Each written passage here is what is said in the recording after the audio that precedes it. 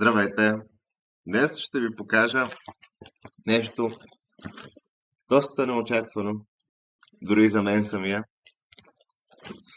В това кашонче има неспортни карти. Без да искам, спечелих 400 пакета на карти на Star Wars. Сега бихте се зачудили, ама защо ти не събираш Star Wars? Ти събираш футболни карти, футболисти, спортни карти. Принципно и аз така си мислех, но стават и грешки. Истината е, че просто когато спечелиш нещо на търг в чужбина и се отметнеш, става кофти. Мисля, не е като в България, поръчаш си нещо, пък размислиш, пък си кажеш то не ми се дават тия пари. Не, мисля, в чужбина спечелиш ли нещо, особено на търг, т.е. ти си надавал за нещо и го спечелиш и не си го платиш, има много голям шанс да ти баннат канала, което мен не ме устроива, тъй като аз през този профил си купувам какви ли не неща и прецених, че по-добре да прежавах тия пари, да се здобия с цял кашон карти на Star Wars, отколкото да си имам проблеми. Та да, затова по този начин ще се стигне до това видео, което аз с ето това нощче ще ви покажа какво си закупих. И всички заедно ще отворим няколко пакетчета. Ще се запознаем с картите вътре, тъй като аз не съм спрял никакво проучване. Не знам дори базова информация какво представляват тези карти. Има ли различна рядкост, има ли реликви. Да, имаше доста интересно, нещо различно. Както за мен, така и предполагам за вас. Да, въпреки че никога не съм си представил, че ще колекционирам карти на Star Wars, не означава, че не съм фен на света на Лукас. Напротив, доста се кефа, даже имам други артикули на сериал Мандалориан. Доста голям фен съм му. Просто не съм си представил, че ще колекционирам и това. Да, както може да видите, това са пакетите.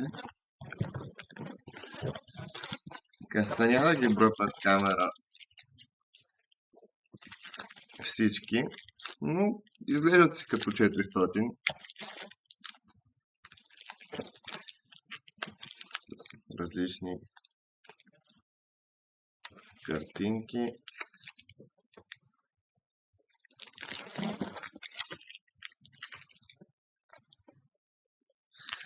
Така, да видим.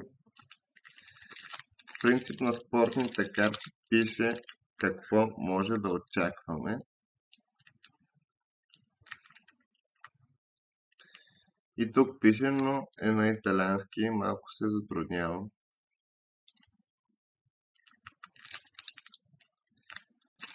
Затова просто хващам някакво пакетче на рандъм и директно го отварям. Много здраво е. Тези карти са на Topps Trading Cards. Така, някъде трябва да пише и годината.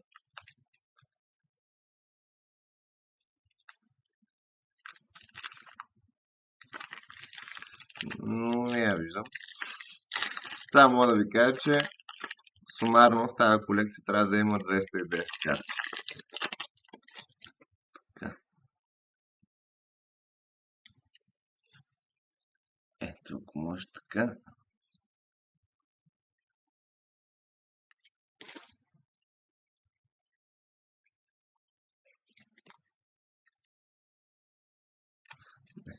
Трудна работа.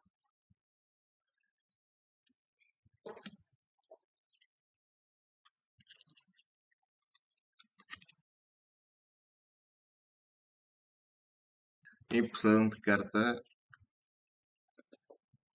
е господин Вейдър. Доста добре.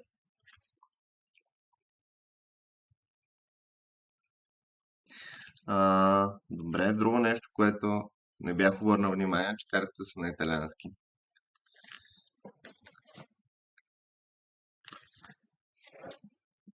Описанието им поне.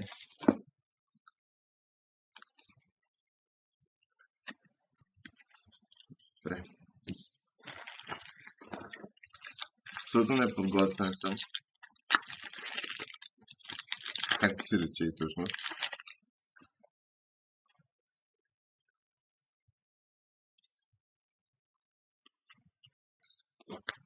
Може и така да ви покажем.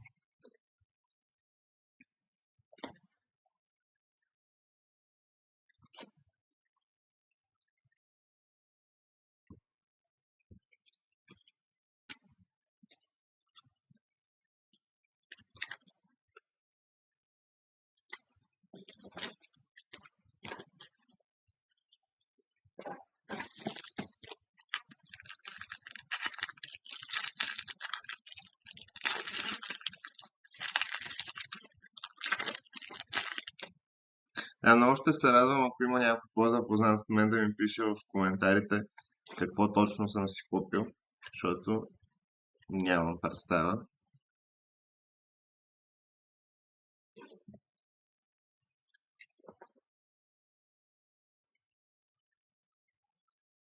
Предполагам все пак и продукт на топ. Трябва да има и тук някаква рядкост. Предполагам могат да ти се паднат номерирани карти.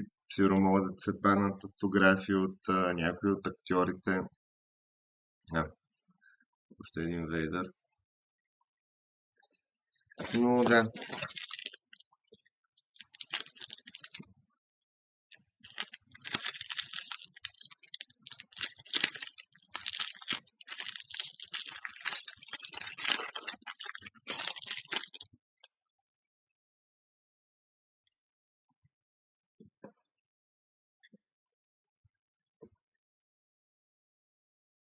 Определено, най-вероятно това, че са на италиански език, се отразява и на цената. Аз честно казано си мислех, че надавам за едни футболни карти и много се радвах, като спечелих търга. Впоследствие видях, че не е точно така. Но интересно са, играе ли се с тези карти или просто се колекционират? Не знам.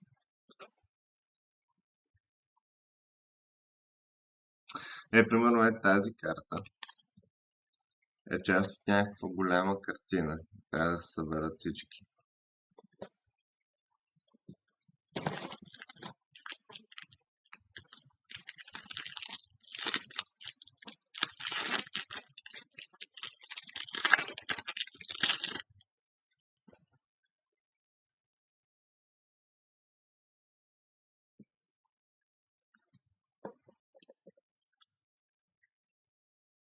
Вече имаме и доста повторки, като гледам.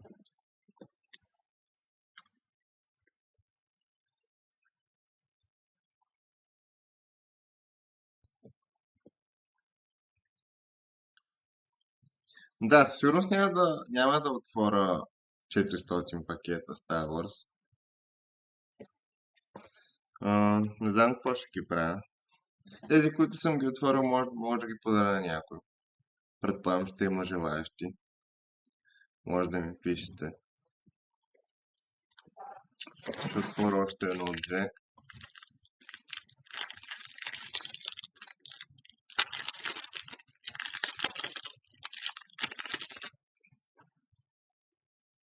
Това най-вероятно пак е част от картина. Да.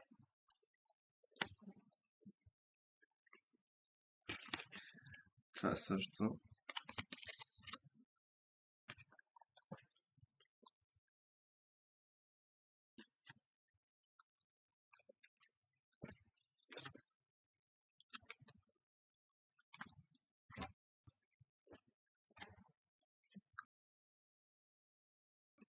Хайде и още едно ще отворя последно.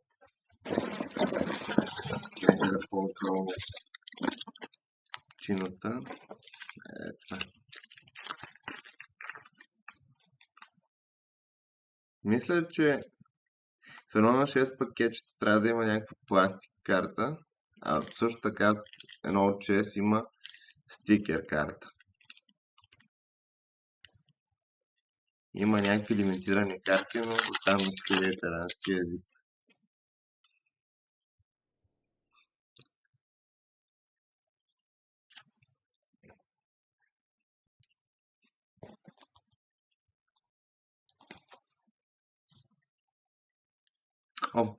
То си пише, ама кой да гледа. Това е към конкретна серия на Star Wars. Да. То на всяко пакетче си пише, ама кой да чете. Това обяснява, но... Между другото, да, аз, както ви казах, съм още един Вейдър. Доста голям фен на The Mandalorian, тъй че ако има такива карти, някой ден, даже не в близко бъдеще, бих си взел. Последно пакетче ще отворя. И приключвам.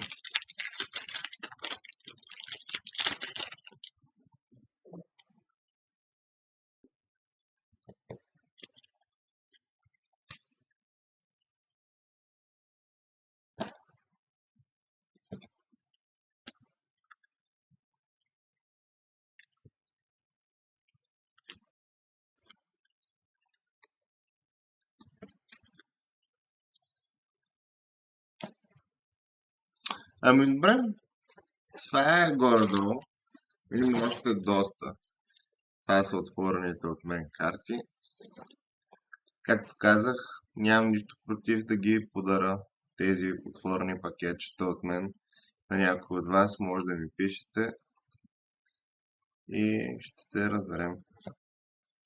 А останалите 390 и кутур пакетчета, не знам какво ще ги правя. Ще го измисля. Дано това е по-интересно, по-различно клипче ви се е сторило интересно. Както се видя, не съм особено запознат с това, което имам пред себе си, но се надявам да тези от вас, които са по-запознати, да са придобили някаква представа за тази колекция. Това ще бъде за момента съдържанието ми извън спортните карти. Следващото клипче със сигурност се връщаме към футбола. Ако ви е харесало, може да се абонирате. И благодаря. Чао и хубава вечер или ден, в зависимост от това кога ви засичам. Чао!